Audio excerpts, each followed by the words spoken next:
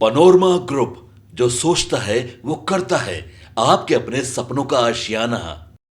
केंद्रीय मंत्री जीतन राम मांझी ने एक और विस्फोटक बयान दे दिया है। नमस्कार, आप देख रहे हैं सिटी पोस्ट लाइव। मैं हूं आपके साथ वैष्णवी। बिहार की राजनीति में राज्यसभा की खाली हो रही सीटों को लेकर के एनडीए गठबंधन के अंदर खींचतान देखने को मिल रही है। केंद्रीय मंत्री जीतन राम मांझी के राज्यसभा सीट की दावेदारी पर सियासी बवाल मचा हुआ है। इसको लेकर के उपेंद्र कुशवाहा ने उन्हें नसीहत दी थी।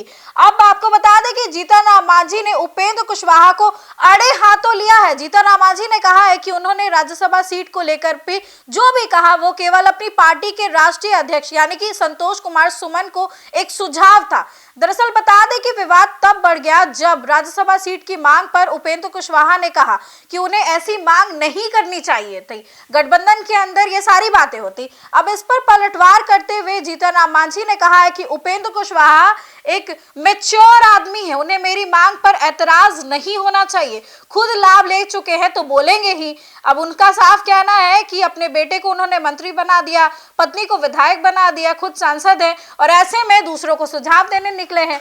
केंद्रीय मंत्री जीतन राम मांझी ने यही नहीं रुके, उन्होंने साफ तौर पर उपेंद्र कुशवाहा से कहा कि वो एक मंझे हुए नेता है, ऐतराज नहीं होना चाहिए। पहले ही लाभ लेकर के बैठे हुए हैं, खुद भी अपनी पत्नी अपने बेटे को भी मंत्री बना दिया, अब इसके बाद उन्हें परेशानी हो रही है। जीतन राम मांझी आगे कहते हैं कि जो खुद सांसद बन गए, पत्नी को विधायक बना दिया, बेटे को मंत्री बना दिया, वो मुझे नसीहत दे रहे हैं, यानी बोलने से पहले अपने गिरेबान में झांक ले। मांझी के इस बयान को राजनीतिक हलकों में सीधा व्यक्तिगत हमला माना जा रहा है। उन्होंने साफ किया है कि सीटों की मांग किसी जिद का मामला नहीं है, बल्कि उनकी पार्टी की राजनीतिक मजबूरी है, क्योंकि उनकी पार्टी को अब भी कई जगह निर्दलीय की तरह देखा जाता है, जबकि वो एक मजबूत और स्थायी राजनीतिक दल के रूप में पहचान बनाना चाहते हैं। मांझी ने आगे कहा है कि किसी भी पार्टी की पहचान सीट और वोट से तय होती है।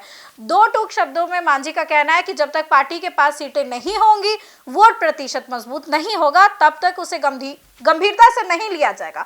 अब इसी वजह से उनकी पार्टी अपने हिस्सेदारी और सीटों की मांग खुल करके रख रही है। जीतन राम मांझी के इस बयान से साफ है कि एनडीए के अंदर सीटों को लेकर के असहजता और असंतोष खुल करके सामने आने लगा है। अब देखना दिलचस्प होगा कि यह बयानबाजी सिर्फ शब्दों तक ही सीमित रहती है या आने वाले दिनों में गठबंधन की राजनीति पर इसका असर देखने को मिलेगा।